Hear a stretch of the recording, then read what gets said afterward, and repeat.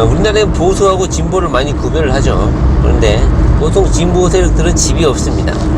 여러분들도 느끼시겠지만 현재 집이 있으시잖아요. 여러분들은 자신의 피땀을 흘려서 집을 구입하셨잖아요.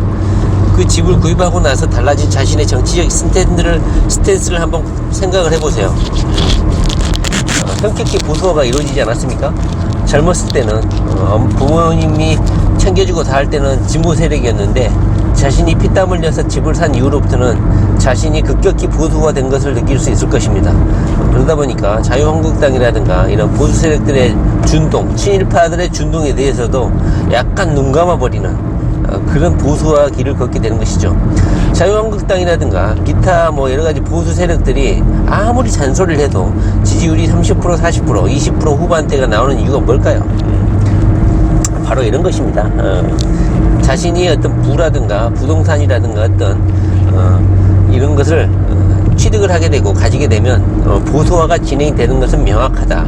나이가 들어서 그런 것도 있지만 자신이 어떤 자산이라든가 어떤 기득권층의 편이 되면 기존의 진보적인 마인드들이더라도 자연스럽게 자신의 재산이라든가 자신의 이익을 지키기 위해서 보수화기를 걷게 되더라.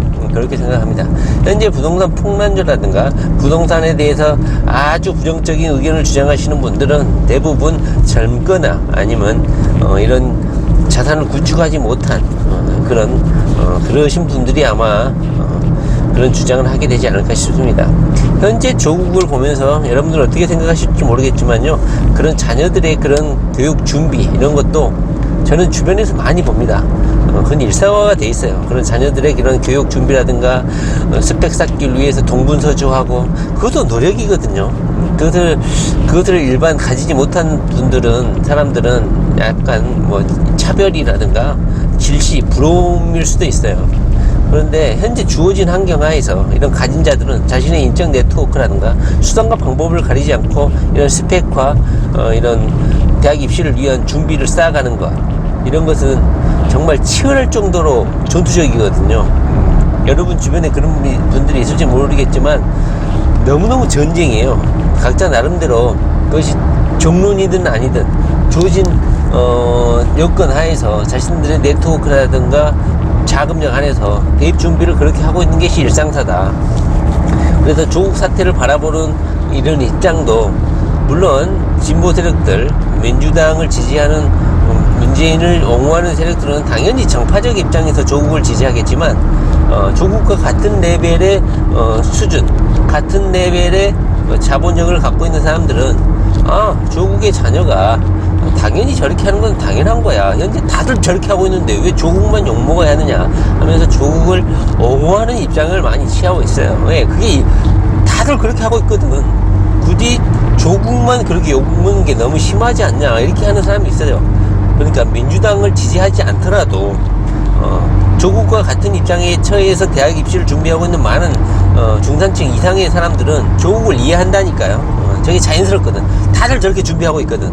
그런데 조국이 워낙 이제 착한 척을 했죠. 진보주의자인 척이 하고 있고, 그러다 보니까 이제 아마 꼴불견이었다, 아마 이런 감정이입이 돼서 조국을 비난하고 비판하고 있지 않나 생각이 듭니다. 물론 법무부 장관이라는 법을 다루는 그런 영역이다 보니까 오히려 더 비난의 가중도가 높아진 것이겠죠. 그러나 확실한 것은 조국 정도의 자본, 그 다음에 그런 계층 레벨, 그 다음에 중산층 이상의 대학 입시를 준비하는 모든 사람들은 조국의 자녀처럼 다 동분서주 공부하지 않는 애들보다 20배, 30배 좀 그 정도로 노력을 하고 있다는 거예요.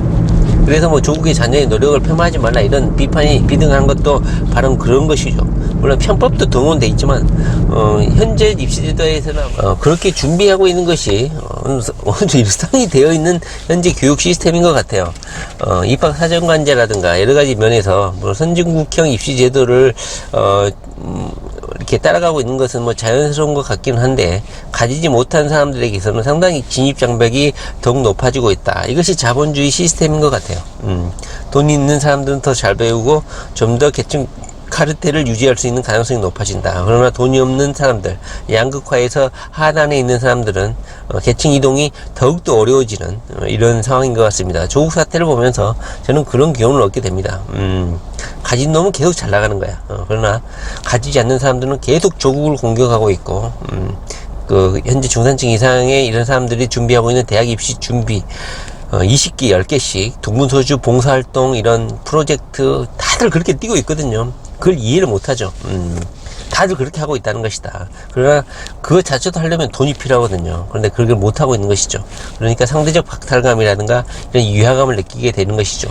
조국 자체는 아마 자기가 뭘 잘못했는지를 모를 거예요. 왜냐하면 그런 양극화의 하단에 그런 삶을 경험해 본 적이 없기 때문에 자기 주변에 있는 다들 그렇게 준비를 하고 있거든. 그렇기 때문에 조국은 지금 자기가 뭘 잘못했는지 아마 어리둥절하지 않을까 하는 생각이 듭니다. 그러나 가지지 못한 자들은 조국을 계속 공격하게 되고 법무부 장관이 어찌 그럴 수가 있느냐 하면서 일반 서민들과 동떨어진 삶을 산 조국을 아마 이해하지 못하지 않을까 싶습니다. 하여튼 교육 부분에서만 봤을 때, 부동산 투자의 면에서만 봤을 때 우리가 받아야 될 교훈은 무엇이냐, 한번 생각을 해봐야 될 것 같습니다. 계층 이동의 유일한 수단은 부동산 투자 뿐이 아닌가 하는 생각이 계속해서 듭니다. 부동산 공부 열심히 하시고요. 계층 이동 하셔야죠. 부동산 공부 열심히 하시기 바랍니다. 네.